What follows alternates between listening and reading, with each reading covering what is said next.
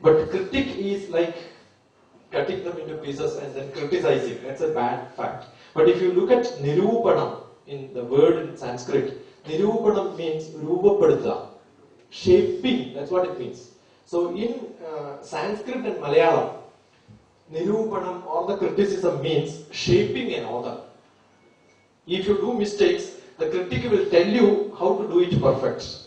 So that is what, it's a creative activity. Criticism is a creative activity. But by mistake, the translation of nirupanam into criticism have given a shape, that you should not never criticize people.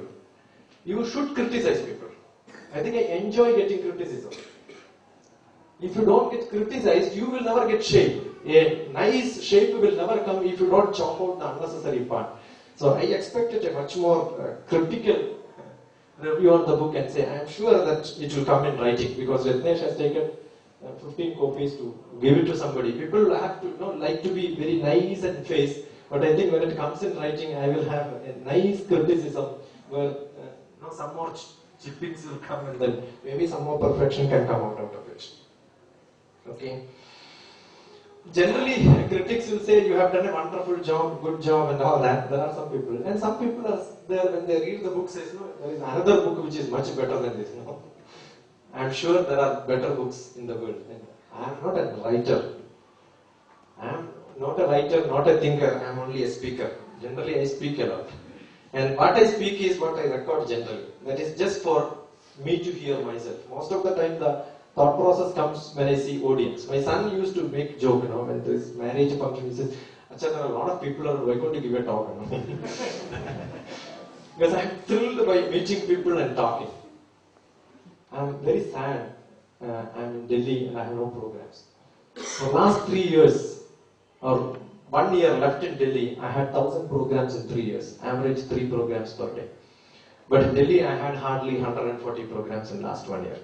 But I'm so glad that I don't have job to give. When Vivekananda says once, when people don't listen to you, you write and read. Because it says that you have not sufficient knowledge and it is time for you to read. And he says if people don't listen to you, allow them to read.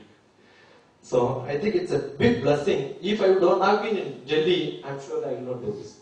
And 2 more books are on writing. That just because I'm in Delhi. Recently, there was a book came on Kailas Manasarovar Yatra to review, and that small book is there, in which 7 pages I have written. Because I have written 300 pages after coming back from Kailas, and the publisher was behind me for, no, please give it for publishing. I said no, because there are a lot of books coming in Kerala on Kailas Manasarovar Yatra. And I said, writing this now will become another competition, so don't sell me like this. I said, I don't want. I'm sure in Kerala, if that book comes, there will be a good sale. But I have written 7 pages.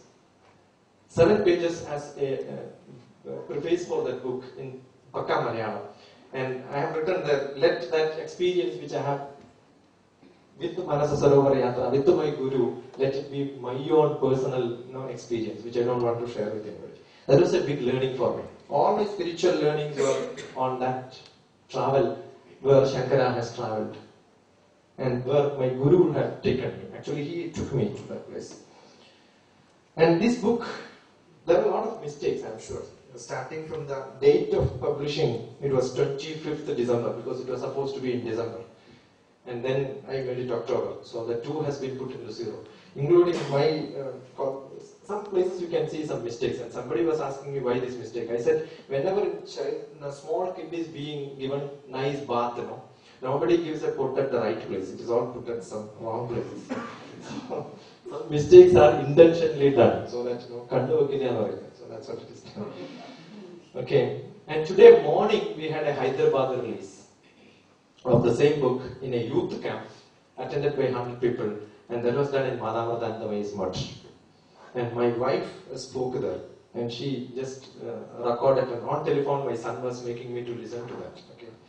So, as Shobha Chichi says, my wife is always with me. And when she attends almost my lecture, and she says, you are not telling anything new here, it's so boring. That's what generally says. I said it's a big credit for her. Because before I tell somebody else, I tell my wife. And therefore she feels that it's all nothing new for her. So that's a big, and my most of my learnings are from her, including I have not learned Sanskrit anywhere. So if I knew little bit, it's from my wife. And